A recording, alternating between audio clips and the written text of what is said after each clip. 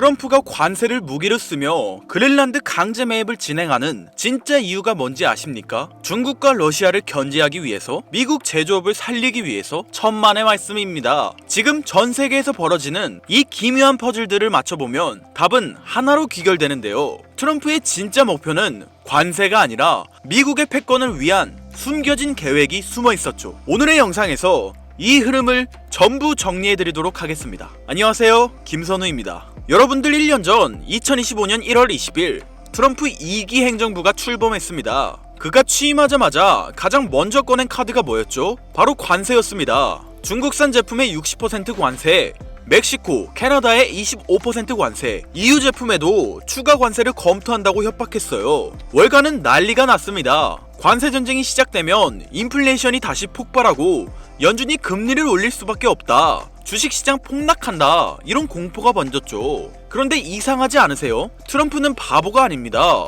1기 행정부 때도 관세 카드를 썼지만 결국 중국과 1단계 무역 합의를 체결했어요. 관세는 협상 테이블로 끌어내는 수단이었지 목적이 아니었다는 겁니다. 그렇다면 지금은 왜 또다시 관세 카드를 꺼내들었을까요? 먼저 표면적인 이유는 미국의 패권 유지입니다. 미국은 어떻게든 달러의 기축통화 지위를 지키고 그 시스템 안에서 미국의 지배력을 극대화하는 게 지상 과제가 되었습니다. 결국 지금의 관세 협박은 현재 기축통화인 달러 시스템을 진 미국이 주도하는 그들만의 리그를 재설계하는 과정일 가능성이 매우 높습니다. 나머지 국가들은 높은 관세와 무역 장벽 속에서 소외될 수밖에 없는 구조적 압박에 봉착한 거죠. 달러 물론 여전히 강합니다. 하지만 미국이 무기화한 달러를 여전히 신뢰할 수 있을까요? 아닙니다. 달러의 신뢰도는 점점 떨어지고 있습니다. 현재 미국의 부채는 38조 달러를 넘어섰고, 팬데믹 이후 인플레이션 상승을 감당하지 못한 전 세계는 화폐의 가치를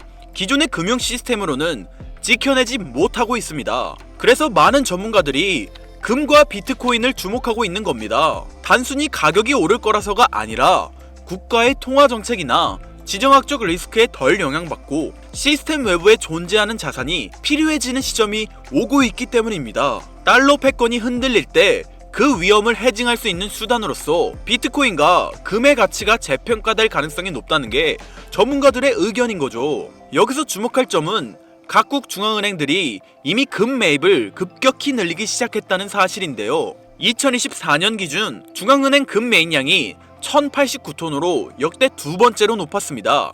이는 중앙은행들이 달러 의존도를 낮추고 실물 자산으로 포트폴리오를 다변화하기 시작했다는 신호로 해석될 수 있습니다. 즉, 국가 차원에서도 달러 시스템의 불확실성을 인지하고 대비하고 있다는 반증인 건데요. 그리고 여기서 이 흐름을 가속시키는 거대한 변화가 등장합니다. 바로 중국 첨단 제조업 산업의 성장. 2025년 중국은 중국 정부가 추진해온 중국 제조 2025 정책과 맞물려 자동차, 전기차, 로봇, 반도체, 신소재 등 첨단 분야에서 놀라운 성장을 보여주었습니다. 그리고 이 성장은 미국의 패권, 즉 달러의 신뢰도에 심각한 균열을 만들기 시작했죠. 이뿐만 아니라 달러의 패권을 견제하기 위한 연합, 브릭스 연합에서 새로운 무역 시스템을 구축하고 있고, 암호화폐라는 새로운 금융 시스템이 주목받으며 미국 국채를, 즉 달러를 안전자산으로 믿고 있던 시장에서 갑자기 금, 비트코인, 원자재 같은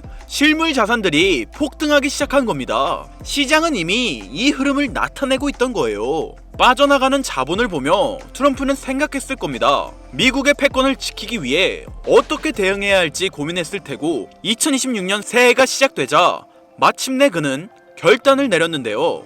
트럼프의 본격적인 움직임을 살펴보기 전에 저는 제법 수익을 잘 내고 있는 경제 전문 투자자입니다. 지금부터 할 이야기는 뭐 환율이 어쩌고 경제가 어쩌고 그래서 비트코인 사라 이런 뻔한 이야기가 아니라 정말 도움이 되는 이야기를 말씀드리겠다 약속드리며 여러분들에게 구독과 좋아요 한 번씩 부탁드릴 건데요. 저 정말 이거 하나 보고 영상 제작하고 있으니 꼭 한 번씩 부탁드립니다. 자, 그럼 지금부터 트럼프 행정부의 다음 움직임을 설명드리겠습니다. 여러분들도 이미 보셨을 겁니다. 트럼프 행정부가 델타포스를 투입해 베네수엘라 마두로 정권을 전격 체포하는 것도 모자라서 동시에 뜬금없이 덴마크의 그린란드 매입을 다시 강요하고 있다는 뉴스 보셨을 겁니다.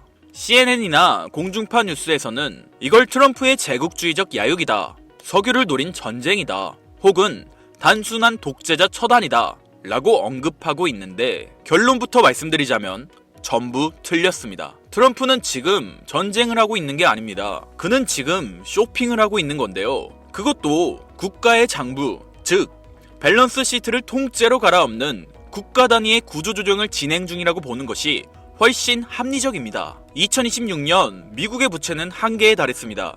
월가의 영웅 레이 달리오의 분석처럼 부채 사이클이 끝자락에 이르자 전 세계 그 누구도 예전처럼 미국 국채를 사려고 하지 않죠. 달러라는 종잇돈의 신용이 흔들리는 이 정체절명의 시기에 미국이 선택한 생존 전략은 무엇일까요? 바로 종이를 버리고 실물을 채우는 것입니다. 1월 3일 마두로 체포, 1월 4일 덴마크 그린란드 매입 압박, 1월 7일에 발표된 대형 기관 투자자의 단독주택 매입 금지 선언까지, 이 모든 건 하나의 신호를 보내고 있는데요. 지금의 흐름을 이해하시려면 미국 내부에서 진행된 대형 기관 투자자의 단독주택 추가 매입 금지 선언을 확인하셔야 합니다. 표면적인 명분은 훌륭하죠. 블랙록 같은 거대한 자본을 가지고 있는 대형 투자자들이 우리 서민들이 사야 할 집을 다 사버리니까 서민들은 살 집이 없어지고 월세가 너무 비싸지는 겁니다. 그러니 트럼프 입장에선 야, 기관들 이제 부동산에서 손 떼 라고 발표한 건데요. 당연히 서민들은 환호하였습니다. 하지만 저는 트럼프의 움직임과 이 법안이 반드시 하나의 연결고리를 가지고 있을 것이라 확신했는데요. 금융의 관점에서 이 조치는 기업들에게 부동산 시장에 대한 사형 선고나 다름없습니다. 지금까지 거대 기업들은 남아도는 현금 유동성을 어디에 파킹해놨습니까? 가장 안전하고 덩어리가 큰 미국 부동산이었습니다. 말 그대로 기업들의 전용 주차 자리 중 하나를 정부에서 막아버린 겁니다. 그렇다면 부동산 시장에 사용되었을 수천, 수조 원의 돈은 어디로 흘러들어갈까요? 돈은 가만히 있으면 그 가치가 떨어집니다. 그 말은 어딘가로는 반드시 흘러가게 된다는 건데, 주식시장은 이미 대세 상승장이 시작된 지 오래됐고 AI 거품론으로 언제 떨어질지 모르는 상황입니다. 미국 부채율이 높아 채권은 매력이 없고 갈 곳을 잃은 이 거대한 유동성을 받아줄 덩어리가 크면서 아직 저평가된 새로운 그릇이 필요해진 시점인 거죠. 그런데 기업들이 방법을 궁리하던 와중 미국 정부가 대놓고 방향을 제시해 주었습니다. 미국 청산예탁결제원 DTCC가 발표한 스마트 나비 프로젝트와 겐톤 네트워크 테스트, 이게 전문용어라 어렵게 느껴지시겠지만 쉽게 말해서 주식이나 부동산 같은 실물 자산을 코인으로 만들어서 기관들끼리 24시간 거래할 수 있게 만든 기업 전용 네트워크 RWA가 되겠습니다. 트럼프는 한쪽에서는 행정명령으로 구시대의 자산인 실물 부동산 매입을 막아버리고 다른 한쪽에서는 법안을 통해 신시대의 자산인 디지털 자산 시장에 문을 열어주고 있는 겁니다. 자, 그렇다면 여기서 의문이 드실 겁니다. 이들이 이렇게 강제적으로 고여있는 자본을 움직이려는 이유는 무엇일까요? 단순히 비트코인 2억, 3억 가는 게 목표라서요? 아닙니다. 그들이 보고 있는 건 코인 시장을 넘어선 더 거대하고 본질적인 패권의 이동입니다. 최근 일론 머스크는 한 팟캐스트에서 이런 말을 했습니다. 미래의 화폐는 달러나 금이 아니라 전력량 에너지가 곧 화폐가 될 것이라고요. 이게 당장 들으셨을 땐 이해가 어려우시겠지만 핵심은 이겁니다. 지금까지의 달러는 신용을 기반으로 사용되었습니다. 미국 정부가 보증한다는 믿음에 기반한, 어떻게 보면 그냥 종이 쪼가리였죠. 하지만 지금 세상은 변하고 있습니다. 앞으로는 AI와 로봇이 일을 하는 세상이 올 거고, 이를 움직이는 건 종이가 아니라 바로 전기입니다. 전기가 끊기면 AI도 금융도 비트코인도 멈춥니다. 즉, 전기를 가진 자가 화폐를 발행하는 권력을 진다. 이것이 바로 머스크가 꿰뚫어본 에너지의 본질인 겁니다. 왜 트럼프가 이 시국에 갑자기 델타포스를 베네수엘라로 보내고 덴마크한테 그린란드를 내놓으라고 윽박지르는지 이상하지 않으셨습니까? 언론은 영토 확장이라 떠들고 있지만 머스크 관점에서 보면 이건 초대형 배터리를 확보하기 위한 전략적 움직임인 겁니다. 베네수엘라의 끈적한 중진류는 AI를 돌릴 발전 연료이고, 그린란드의 만년설은 불타오르는 데이터 센터를 식혀줄 천연 냉각수인 겁니다. 결국 미국은 지금 달러라는 종이 쪼가리 패권이 저물어가는 것을 인정하고 에너지와 비트코인이라는 새로운 패권으로 갈아타기 위해 국가의 체질을 새롭게 뜯어고치고 있는 거죠. 머스크는 방향을 가리켰고 트럼프는 이미 움직이고 있습니다. 그리고 여기서 제가 앞서 강조했던 DTCC와 캔톤 네트워크가 중요한 건데요. 기관들은 썬팅 짓게 된 자신들만의 프라이빗 체인을 원합니다. 상식적으로 생각해 보십시오. 블랙록이나 JP모건 같은 월가 하이에나들이 자금 흐름을 누구나 지갑 주소만 알면 실시간으로 다 들여다볼 수 있는 퍼블릭 블록체인 위에서 굴리고 싶어 할까요? 자신들의 포지션이 노출되면 경쟁사에게 공격당하거나 선행 매매를 당할 수 있는데 미쳤다고 그 길을 주력으로 쓰겠습니까? 그들은 철저하게 프라이버시가 보장되고 신원이 인증된 기관끼리만 거래할 수 있는 네트워크가 필요합니다. 그런데 기업들이 자기들끼리 노는 프라이빗 체인을 쓰면 개인 투자자들은 캔톤 네트워크에는 우리가 투자도 못하고 이걸 알아도 무슨 상관이냐 라고 생각하게 될 텐데 맞습니다. 우리는 여기에 투자를 못하죠. 하지만 여기에는 틈새가 존재합니다. 기관들이 자기들끼리 지하 고속도로에서 돈을 굴리더라도 결국 그 유동성을 현금화하거나 외부로 빼내려면 반드시 일반 국도인 퍼블릭 체인과 만나는 인터체인지를 거쳐야만 합니다. 즉 기관의 프라이빗 장부와 우리가 쓰는 퍼블릭 블록체인을 기술적으로 그리고 법적으로 연결해주는 유일한 연결고리, 그러면서도 머스크가 강조한 에너지 데이터까지 처리할 수 있는 미들웨어 코인이 반드시 필요한 거죠. 이건 가능성의 이야기를 하는 게 아니에요. 반드시 이루어질 절차 중 하나입니다. 기관들의 비밀 문서와 머스크의 발언을 종합했을 때 이 히든 코인은 반드시 다음 3가지 조건을 충족해야만 할 것입니다.